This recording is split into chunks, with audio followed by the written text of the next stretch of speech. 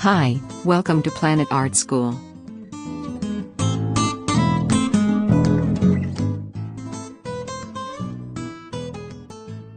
Hi, how are you doing? I am very excited you are here. Hope you watched the first few videos in this series. I have added those links in the description.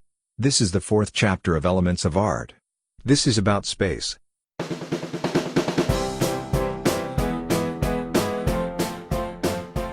In our video series, space comes as the fourth element among the 7 elements of art. Actually, it is one of the most fundamental elements in any visual arts, be it photography or painting or architecture or making sculpture. What happened here? See how it looks? If we do not maintain proper spacing? Can you really make sense of what I wanted to convey here? So, space is definitely needed here and was missing. The result was confusion. Creating your art is not just painting an object, or a set of objects on a canvas. The art is also about how to compose the whole thing, meaning how to design the whole setup, how and where to place all the objects you want to show on that canvas. As we learned in the previous chapters of line, shape, and form, there are rules for proportions, rules for the size, rules for the shape of the objects. Similarly, there are certain rules or guidelines for composition, where to place the objects, how far apart they should be, so that it makes sense, or it conveys what you would like to convey. Like here, we cannot put clouds under the mountain. If we put clouds above the mountain, and there is space in between, we can properly create the painting, like what we see on the right. Let's say, you are drawing a scene of a dinner table. In real life, when we sit down for dinner we put certain things in certain places. We put the food, which everybody will share, in the middle, so that everybody can reach that and take their portion. And, we keep some space between our individual bowl or dish. Everything has its own position and space.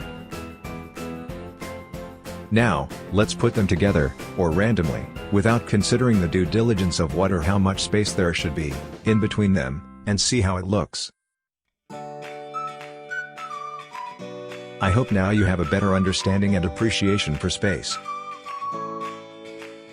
So space is important.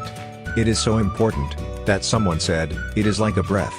Just like without breath we cannot live, without understanding and applying the concept of space, we cannot create art. So, what is this space? It is what it simply means in English. It is the area. It is the area surrounding the object we draw.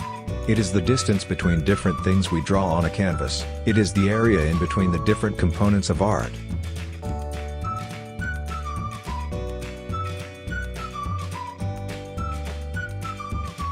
How do we categorize space? In the world of visual art, space can be categorized as positive and negative.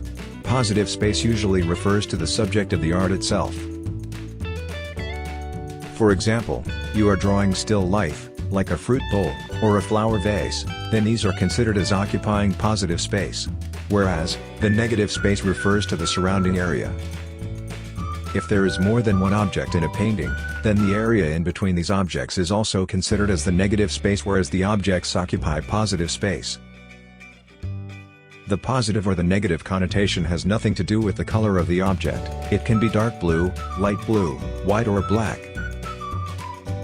Space can also be categorized as open or closed. Closed space is when all the objects are within the boundary or border of the image and do not go past the edge. The entirety of the objects is inside the boundary. Most still life pictures can be considered as closed, but of course, there are exceptions. Here, the first painting, where the fruit bowl is completely inside the frame, is an example of a closed composition. Open space is when the objects are everywhere, and they do not conform to the boundaries of the painting.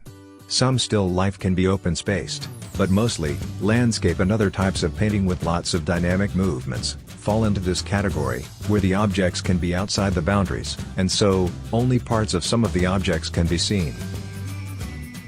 Another set of examples here. In the first two paintings, objects like the sunflower vase or the limes are inside the boundary and they are closed compositions. The urban scenes, in contrast, show no clear focus on any particular object. Many objects are only partially seen and there are lots of dynamic elements and movements.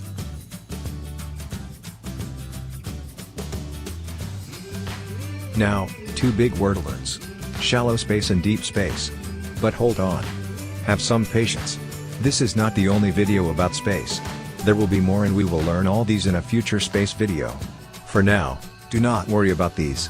Let us learn a few more big words like perspective etc. and then we will come back and visit these different types of space. And in future space videos, we will also learn about how to create an illusion of space in a 2D canvas. But for that we have to study the elements of value etc. and so we will wait till we introduce them. Once we learn value, then we will come back and add more videos in this 4th chapter, and everything will be clear. Till then, enjoy. And do some homework, of course, if you want to. Take an 11-inch by 14 inches or larger size sketchbook. Draw a few objects like mountains, the sun, and some clouds, deliberately placing them randomly on the paper. See how they look. Now draw them again, but this time place them and space them properly. Another homework is to draw a still life but make it open instead of the usually closed composition. And that's it. See you in the next video where we will talk about texture.